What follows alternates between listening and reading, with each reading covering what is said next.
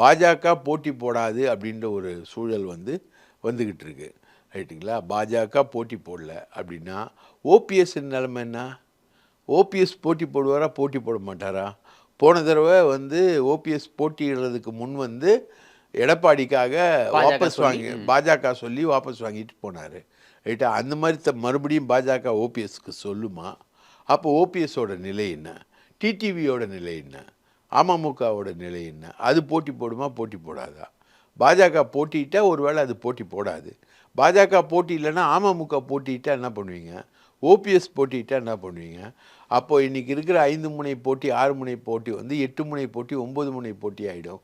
9 முனை போட்டி அப்படின்ற வரும்பொழுது திமுகவுக்கு எளிதாக ஜெயித்து வெற்றி பெற்று போவதற்கான எல்லா வழியும் ஏற்பட்டுரும். இப்போ பாஜக சொல்றதை கேட்கலன்னா இரட்டலை முடக்கிறதுக்கான வேலைகளை செய்வாங்கன்றீங்களா? இரட்டலை வழக்கு சூடுபிடிக்குது, கொடநாடு வழக்கு சூடுபிடிக்குது. இரட்டலைக்கு நாளைக்கோ நாளன்னைக்கோ தேர்தல் கமிஷனில் நேரில் ஆஜராகிறாங்க. அதுக்காக தான் பொதுக்குழு நடத்தி பொதுக்குழு உறுப்பினர்கள்கிட்ட கையெழுத்து வாங்கி எல்லா ஃபைலையும் ரெடி பண்ணி அவங்க கொண்டு போகிறாங்க. அதுக்கு முன்னாடி அதிமுகவில் ஒரு பெரிய சண்டை நடந்தது.